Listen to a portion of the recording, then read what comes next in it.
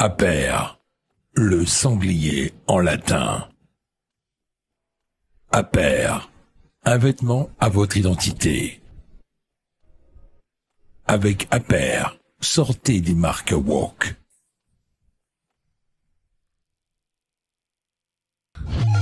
Ligne droite. Le grand entretien, Marie Falicon. Bonjour Marie Falicon. Et bonjour Maud Koffer, bonjour à tous chers auditeurs. Alors que la guerre s'enlise en Ukraine et que l'usage de missiles longue portée risque de conduire l'Europe dans une escalade de violence, une voix dissonante propose la paix. La paix pour l'Ukraine, la paix pour l'Europe et le reste du monde.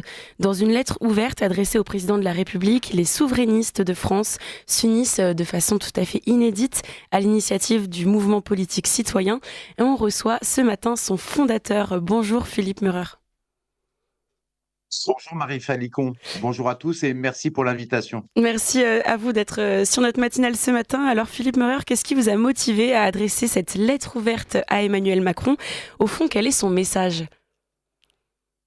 Eh bien, nous avons l'impression que nous marchons comme des somnambules vers la guerre. Et la paix, c'est la chose la plus précieuse, on l'oublie, mais c'est fondamental de la garder. Et là, il y a des risques de guerre. Et donc, nous avons pensé qu'il était au mouvement politique citoyen, qu'il était vital que les partis souverainistes s'unissent, que tous les chefs, tous les leaders s'unissent. Florian Philippot, Jean-Frédéric Poisson, Nicolas Dupont-Aignan, Dominique Jamès, Jacques Cheminade et moi-même et le mouvement politique citoyen pour dire non, nous devons aller vers la paix, vers des négociations de paix et non aller toujours plus loin, repousser les limites vers la guerre.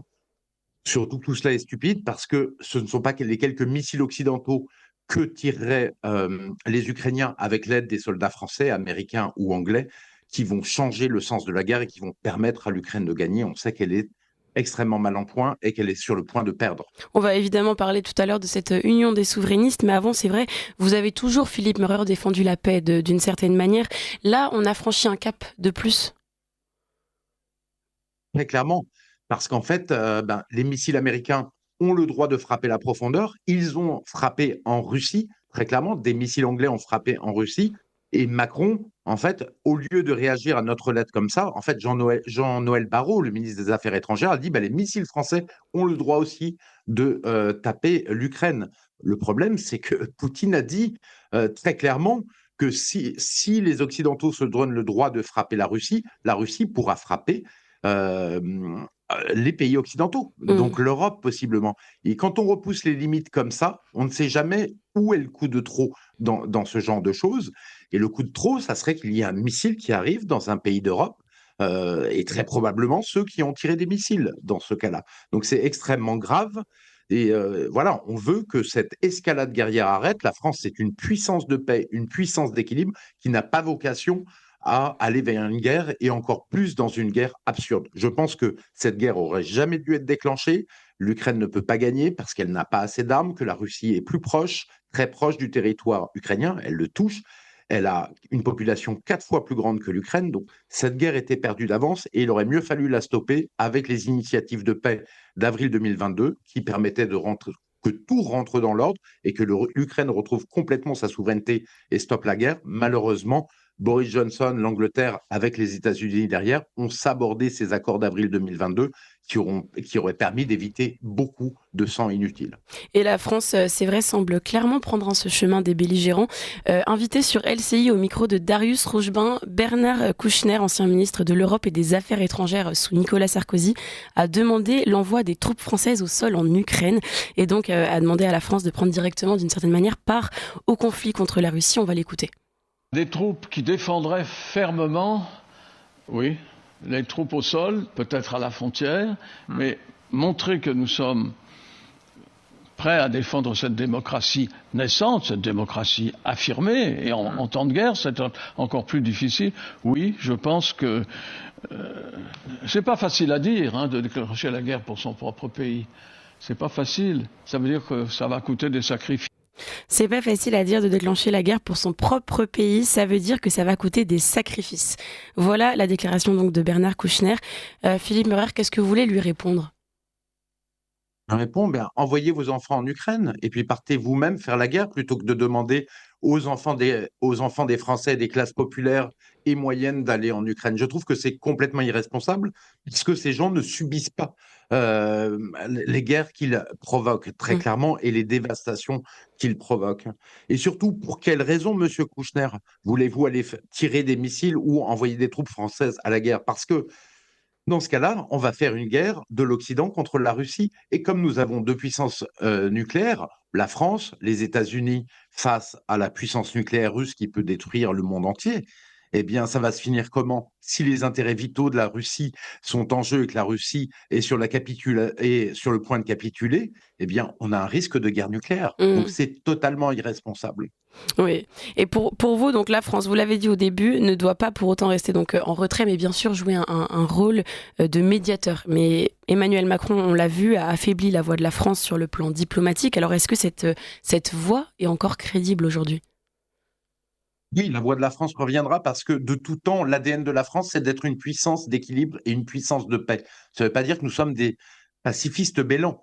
Nous devons avoir une armée forte pour éviter les guerres et pour défendre notre pays, mais ne jamais déclencher de guerre inutile, c'est fondamental. Mm. La France n'a jamais appuyé les empires et les empires, on le sait, vont vers la guerre. En fait, la nation, c'est la paix, l'empire, c'est la guerre et on sait que c'est une guerre de proxy. L'Ukraine est le temps le proxy des États-Unis contre la Russie. Donc nous, ce que nous demandons dans la lettre, c'est que la France se rappelle de ce qu'elle est dans son ADN, cette puissance d'équilibre, cette puissance de dialogue, qu'elle ne participe aucunement à des opérations offensives pour tirer contre la Russie, qu'elle appelle à un cessez-le-feu immédiat et qu'on fasse une conférence de paix entre grandes puissances pour trouver une solution à cette guerre en Ukraine. Il y a déjà eu 500 000 à 1 million de morts, ça dépend des chiffres Mm. ukrainiens. La boucherie n'a que trop duré. Et cela depuis déjà 1000 jours. Hein. Donald Trump a promis de s'engager lui aussi dans la résolution du conflit russo-ukrainien. L'ex-éditorialiste de Fox News, Richard Grenell, devrait être son envoyé spécial pour régler le conflit donc entre Kiev et Moscou. Est-ce que, Philippe Maurer, le retour de Trump à la Maison-Blanche donc, est bon signe hein, sur ce dossier?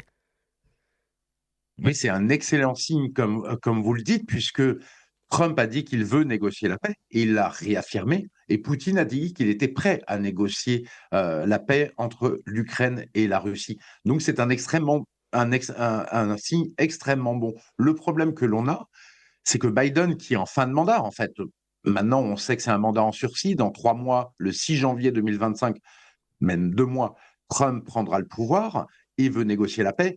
C'est totalement illégitime par Biden d'accélérer la guerre et de faire en sorte que la guerre devienne définitive.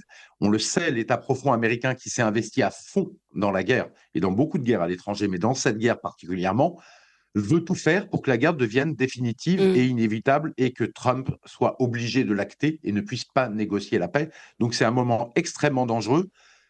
J'espère que Poutine et Trump réussiront à garder la paix entre la Russie et les États-Unis et négocieront la paix même à la fin entre l'Ukraine et la Russie. Mais c'est un moment extrêmement dangereux parce qu'il y a une panique dans le camp démocrate. Hein. Il faut bien comprendre que la défaite de Biden et la victoire de Trump, c'est le Stalingrad pour la caste mondialiste qui nous gouverne. Mm. C'est leur Stalingrad à eux. On va gagner maintenant. On va renverser cette caste dans le monde entier, mais c'est leur ultime sursaut et ils sont extrêmement dangereux parce qu'ils sont dans une fuite en avant. Ouais, donc les prochaines semaines seront particulièrement décisives, évidemment, du côté des États-Unis pour la suite du conflit russo-ukrainien et donc l'avenir de l'Europe. Votre lettre ouverte a été co-signée donc par, vous l'avez dit au début de l'émission, par Jacques Cheminade, président du parti Solidarité et Progrès, par Nicolas Dupont-Aignan de Debout la France, Dominique Jamais de l'Union nationale citoyenne, Florian Philippot pour les Patriotes et Jean-Frédéric Poisson pour Via la Voix du Peuple. On assiste là à une union tout à fait inédite hein, des souverainistes de France. Est-ce que donc ça vous donne espoir pour les combats à venir? Oui, tout à fait. Sachant que moi, j'ai essayé pendant 5 ans de faire l'union de tous les partis souverainistes pour rassembler toutes les forces dans un parti commun. Parce qu'il n'y a que comme ça qu'on peut avancer. Quand on s'allie pour les élections temporairement pour 3 mois et qu'on se redivise toute l'année et pendant les 2, 3 ans qui suivent, évidemment que ce n'est pas quelque chose qui est efficace. Donc moi, j'ai prôné une union des partis. J'ai négocié au plus haut niveau, je ne l'ai jamais obtenu. C'est pour ça qu'on a créé le mouvement politique citoyen. Ce que je dis et ce que nous disons, mouvement politique citoyen, c'est que si enfin Nicolas Dupont-Aignan, Florian Philippot, Jean-Frédéric Poisson et François Asselineau même se mettent d'accord pour s'unir dans un parti commun qui rassemble toutes les forces. Nous applaudissons des deux mains, nous ferons voter nos adhérents pour rejoindre cette initiative commune. C'est ça qui peut faire gagner le souverainisme. D'ailleurs, au moment où la victoire de Trump montre que c'est la nation américaine qui est remise en avant et que les BRICS qui s'affirment, c'est aussi un monde multipolaire, un monde de nations libres et non un monde en fait qui va vers du mondialisme. Et vous avez cité à l'instant François Asselineau. Est-ce que lui, il a répondu à votre appel d'une certaine manière? Parce qu'il n'est pas dans les signataires de votre lettre ouverte. Malheureusement, il a été appelé par email, par SMS, mais il a refusé. Il n'a même pas répondu à l'appel, contrairement aux autres qui ont répondu et qui ont signé. Et alors, du côté des autres politiques, on pense évidemment par exemple au Rassemblement national. Est-ce que vous en attendez aussi quelque chose sur ce dossier-là? Exactement. On ne s'attend pas que le Rassemblement national signe cette lettre ouverte parce que le Rassemblement national a tout simplement la possibilité de faire tomber le gouvernement Barnier et de mettre Macron en difficulté. Le Rassemblement national n'aurait jamais dû laisser ce gouvernement LR Macron, qui est la continuité des gouvernements Macron précédents, au pouvoir. Ils auraient dû signer la motion de censure et donc empêcher Barnier d'aller au pouvoir, d'accéder au pouvoir. On voit que c'est une catastrophe, il n'y a pas de cap. Ils ne l'ont pas fait. Ils auraient pu faire tomber aussi Macron, refuser un gouvernement et le pousser à la démission. C'est ce que dit bizarrement Philippe Ballard, un des députés du Rassemblement national, que Macron doit en tirer les conséquences et qu'ils vont voter la motion de censure, peut-être. Oui. Donc, Marine Le Pen doit voter la motion de censure parce qu'elle doit aussi défendre les Français, utiliser sa place à l'Assemblée nationale pour empêcher cette guerre, faire en sorte qu'il n'y ait pas de risque de guerre. Le seul problème, c'est qu'on a appris par Politico que le RN hésite à voter cette motion de censure par peur d'affolement des milieux économiques. Et oui, parce qu'ils auraient dû le faire en septembre et pas maintenant qu'on vote le budget en novembre-décembre. Il y a eu une petite erreur. Maintenant, le plus tôt sera le mieux pour cette censure du gouvernement Barnier. Tout de même, pour s'attarder une minute sur ce sujet, est-ce que la droite au pouvoir, c'est quand bien même alliée évidemment à la Macronie, c'est pas un moindre mal pour la France aujourd'hui?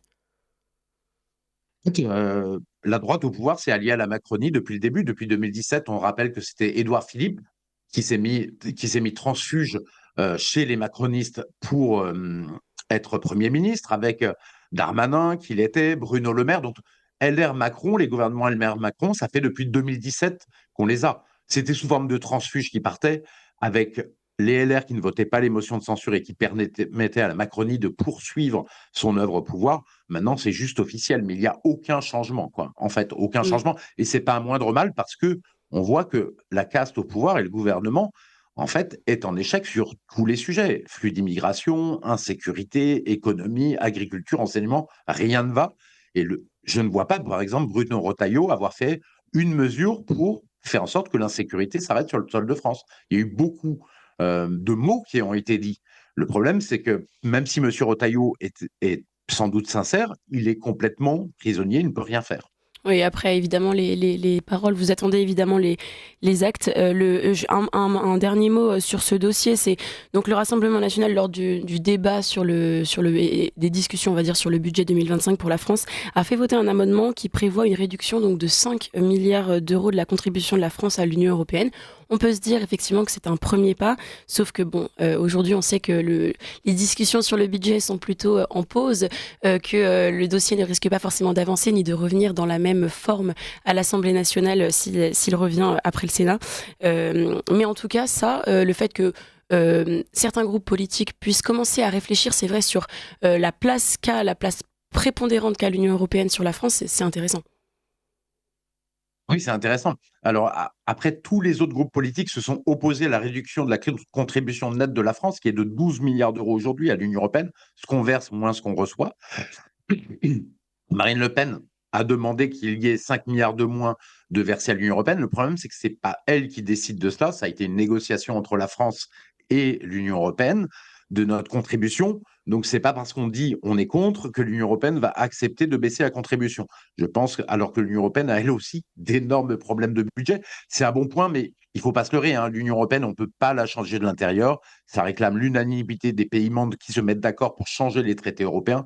Donc, en fait, l'Union européenne, il faut absolument la quitter parce qu'on ne peut pas la changer, quoi. Alors, une pétition donc, peut être signée, je précise pour nos auditeurs, sur le site mesopinions.com désormais. Donc, au-delà d'une lettre ouverte, vraiment, vous appelez les Français à très massivement pouvoir se mobiliser sur le sujet en signant votre pétition. Je pense qu'ils peuvent la retrouver d'ailleurs sur votre compte X, tout simplement. Un autre... C'est juste parce que les Français nous ont demandé, en fait, eux-mêmes, les Français sont très impliqués. Ils ont dit, au-delà des têtes de liste, faites-nous signer cette lettre ouverte, cet appel public à la paix. Donc, nous avons mis quelque chose en place pour tous les Français qui le souhaitaient. Ça montre bien le ras-le-bol, en tout cas, des Français sur ce sujet. Et un autre sujet, évidemment, donc secoue le pays. On pense évidemment aux agriculteurs, puisque la colère monte pour un peu une édition numéro 2 voilà, de la crise agricole de l'an passé, notamment à cause de l'accord de libre-échange entre l'Union européenne et les pays du Mercosur. Alors, pour y répondre, le gouvernement a fait inscrire à l'ordre du jour un débat et un vote à l'Assemblée nationale. Ce sera demain, donc mardi 26 novembre. Est-ce que, Philippe Meurer, vous diriez que ce débat donc, des députés est plutôt positif ou totalement hypocrite, sachant que tout semble déjà joué à échelle européenne? C'est à la fois positif et à la fois hypocrite. Parce qu'en fait, il y a la France, von der Leyen, cet accord avec le Mercosur qui est extrêmement dangereux, on en parlera sans doute après, avec le Brésil. En fait, von der Leyen a déjà dit qu'elle voudrait bien le scinder en deux pour que la France n'ait plus de droit de veto. Parce que c'est un accord commerce et investissement, et la partie commerce n'a pas de droit de veto si elle est séparée de l'investissement. Oui. Donc Barnier n'a qu'une seule chose à faire, ou Macron, c'est aller devant les Français au journal de 20 heures et dire que la France met son veto sur l'accord Mercosur, d'ores et déjà. Bien sûr que von der Leyen pourrait derrière dire c'est pas grave, on divise l'accord en deux. Simplement, l'opinion publique française serait extrêmement choquée, prise à témoin de la traîtrise de l'Union européenne, et l'Union européenne ne pourrait pas aller plus loin sur le dossier et forcer la France à enlever son droit de veto alors que le gouvernement s'est exprimé. Donc moi, ce que je proposais, c'était une façon de piéger l'Union européenne, de la piéger à son propre piège, à son propre jeu. Malheureusement, Barnier n'a pas eu le courage et en fait, c'est pour ça qu'il a renvoyé le discours devant le débat devant l'Assemblée nationale, qui n'a qu'un rôle absolument consultatif sur le sujet.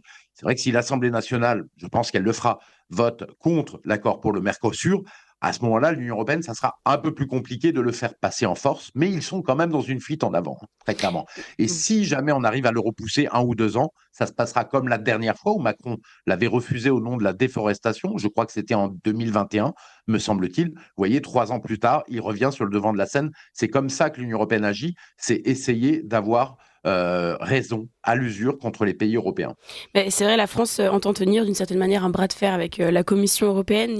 La semaine dernière, ce sont 600 parlementaires français qui vont pour le coup des LR à la gauche, qui ont signé une tribune adressée à la présidente de la Commission européenne pour manifester donc leur rejet de l'accord. Mais vous dites que donc rien n'est joué effectivement dans la forme du vote. Aujourd'hui, on ne sait pas encore si ce sera à l'unanimité ou bien si le texte sera scindé en deux pour qu'il y ait une partie qui se fasse à la majorité qualifiée. C'est ça, et l'Union européenne a décidé, en fait, toutes les rumeurs qui viennent de Bruxelles et les discussions qu'ont les journalistes à Bruxelles, c'est que l'accord sera scindé en France si la France est contre. Donc il faut absolument s'y opposer frontalement. Théoriquement, on n'a pas de possibilité de s'opposer, mais on peut le faire en prenant à témoin l'opinion publique. C'est ça qu'il faut faire parce que le sujet, c'est la mort de l'agriculture française, de l'élevage français avec le Mercosur. Donc aujourd'hui, c'est le protectionnisme ou la mort pour l'agriculture. Et il faut sauver notre agriculture. On est tous d'accord là-dessus parce que si notre agriculture disparaît sous la forme qu'elle a aujourd'hui, ça veut dire que c'est nos traditions agricoles qui disparaissent. C'est nos paysages, c'est nos terroirs. En un mot, c'est la France charnelle qui disparaît. Le Mercosur, ce serait un peu le coup près de plus par rapport à tous les anciens accords de libre-échange là pour la France et pour l'agriculture française? Oui, vous avez tout à fait raison, parce qu'on a 77 accords de libre-échange avec des parties agriculture qui ont été signés, qui permettent on le voit, qui posent des problèmes gigantesques à nos agriculteurs, qui disent déjà, avant même l'accord Mercosur, nous sommes en train de mourir. D'où le sens des manifestations qu'ils font. On n'a plus rien à perdre, nous sommes en train de mourir, parce que les 77 accords font déferler des produits étrangers qui ont 2 effets. Ils se substituent aux produits français, on le voit dans les fruits et légumes sur les étals où la moitié déjà ne sont plus des fruits et légumes français. En plus de ça, ils font baisser aussi les prix par la concurrence très forte. Ils font baisser les prix à des niveaux en dessous des prix de revient des agriculteurs. Voilà pourquoi ils n'arrivent plus à vivre. Et puis, bien sûr, cerise sur le gâteau, c'est de la concurrence déloyale parce que beaucoup de produits ne respectent pas les normes françaises, 25% selon un rapport du Sénat. Donc, on demande des normes très difficiles à atteindre pour les agriculteurs français qui leur coûtent cher. Et en même temps, on dit à leurs concurrents étrangers, vous pouvez rentrer ça avec des normes qui ne sont pas respectées et surtout pas contrôlées. Et dernière chose, il y a les normes écologiques délirantes. C'est-à-dire que mettre des normes écologiques délirantes quand vous le faites uniquement pour vos agriculteurs, mais pas pour les importations, c'est absurde. Je vous donne un exemple. Sébastien Béraud, que je connais bien, un agriculteur, disait récemment, ben voilà, moi j'ai un tracteur qui doit capter les oxydes d'azote, et donc ça demande de mettre un système AdBlue en place, avec du liquide AdBlue. Les capteurs, tout cela nous coûte extrêmement cher à changer le liquide AdBlue, à changer les capteurs qui ne fonctionnent pas. Donc voilà, nos agriculteurs sont écrasés et l'accord du Mercosur, c'est la cerise sur le gâteau qui détruirait en fait un peu plus l'agriculture. On a perdu 100 000 fermes en 10 ans. Eh bien, Monsieur Mercadal des cochons laineux et Sébastien Béraud, que j'interrogeais sur ma chaîne, disaient on risque d'avoir 200 000 fermes de plus qui disparaissent. Donc la moitié des fermes françaises, tous les petits éleveurs. Et tout ça est absurde, vraiment. On comprend bien. Donc il y a évidemment la goutte d'eau du traité du Mercosur, mais c'est une crise bien plus profonde, vous venez très bien de l'expliquer. D'une certaine manière, aujourd'hui, tous ces blocages, toute cette colère qui monte dans le monde agricole, c'est la seule façon pour eux de se faire entendre. Ils doivent continuer de le faire pour avoir des solutions pour que enfin peut-être les politiques prennent les dossiers, mettent les dossiers sur la table et les écoutent. Aujourd'hui, les politiques ne les écoutent pas, même s'ils vont manifester et s'ils font des blocages pour montrer leur colère, et que 90% des Français sont avec eux. On a vu le gouvernement Barnier et Macron envoyer des blindés de la police française pour déloger des agriculteurs qui ne faisaient rien de mal. Des blindés, des CRS, voilà ce qu'on leur envoie. Alors qu'ils sont en train de dire « Sauvez-nous, nous sommes en train de mourir » et que c'est le rôle des dirigeants. Et ils n'ont plus le choix parce que là, le Mercosur, c'est l'accord de trop, comme on le disait, parce que c'est faire manger aux Français du bœuf brésilien aux hormones dans les plats préparés, dans les cantines, alors il y a une interdiction d'étiquetage par l'Union européenne, très clairement. C'est détruire tous ces éleveurs français qui sont en train de manifester, qui, eux, ont une approche responsable envers leurs vaches.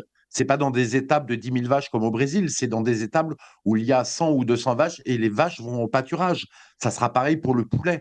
Et en plus, c'est au nom de l'écologie, alors que les agriculteurs brésiliens, finalement, pour exporter en Europe, vont déforester l'Amazonie pour planter du soja pour les bœufs, pour alimenter les poulets, etc. Donc, on est dans une espèce de folie, de contradiction.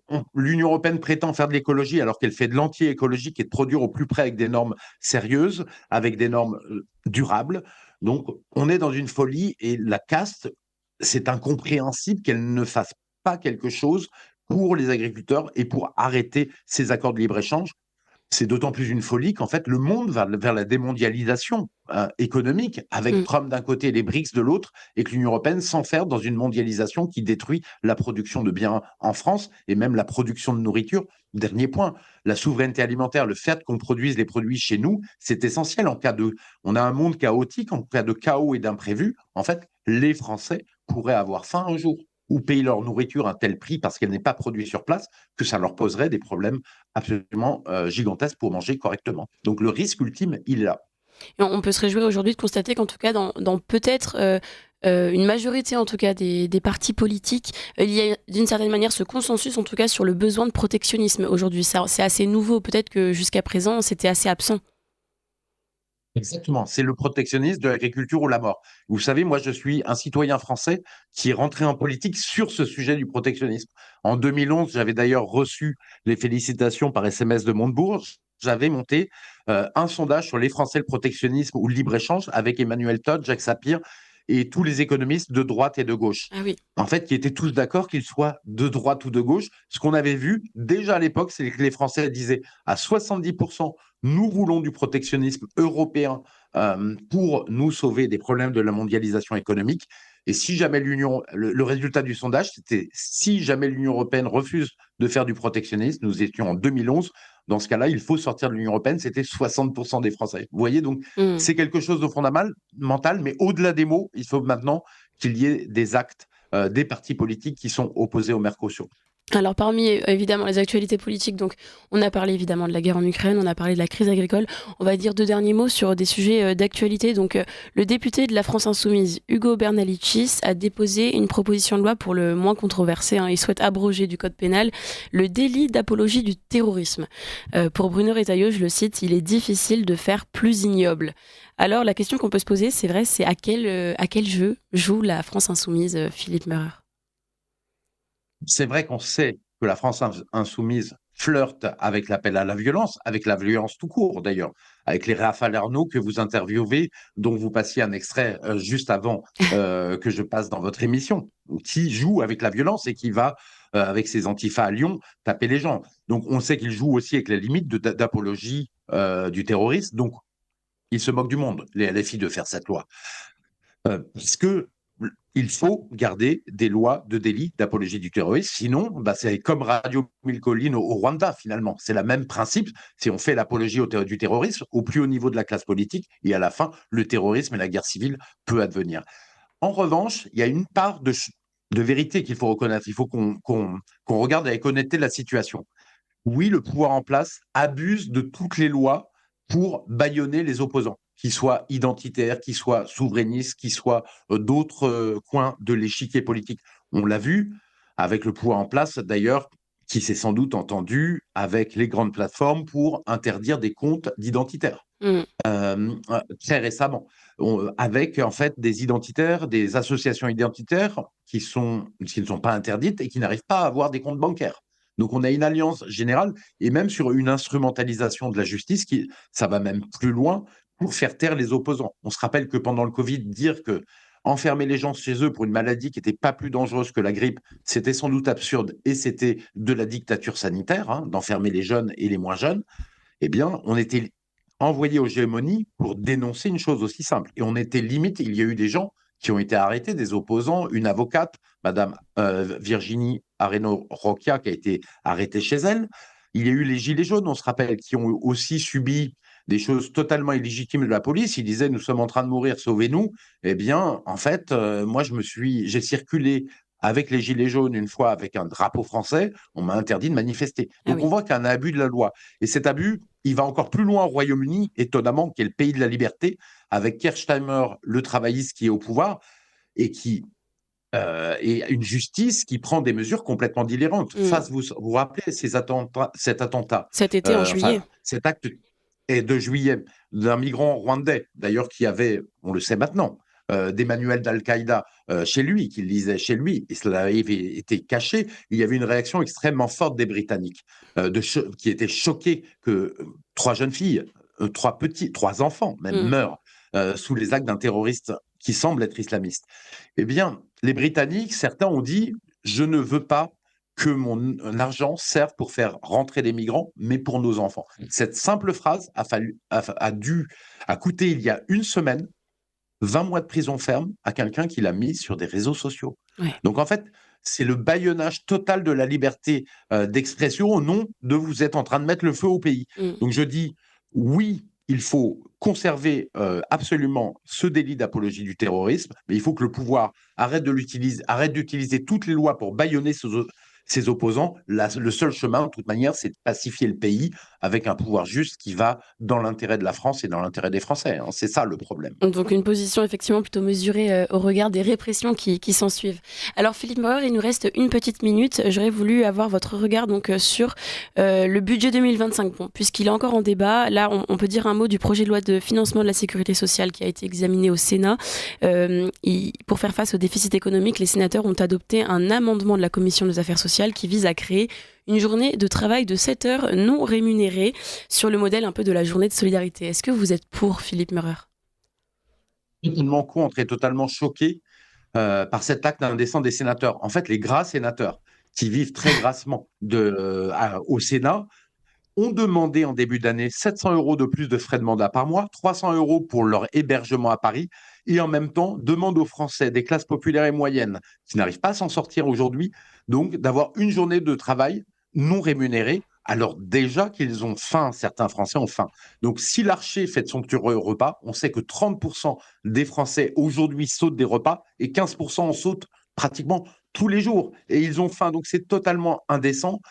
La solution, c'est d'abord que les dirigeants qui ont mené le pays dans cette catastrophe économique et cette ruine soient exemplaires et se serrent la ceinture, et surtout qu'ils changent le système économique qui dysfonctionne complètement, qui entraîne la France vers la ruine, la destruction de la postérité, la prospérité et la tiers-mondisation clairement qu'on voit de la France. Donc le but maintenant, c'est de changer le système économique et qu'eux-mêmes réfléchissent à ce qu'ils ont fait en tant que dirigeants et prennent leurs responsabilités. Ouais, c'est très clair, Philippe Murer, effectivement, puisque cette journée de travail de 7 heures non rémunérée ne s'appliquerait pas aux parlementaires, on peut le préciser.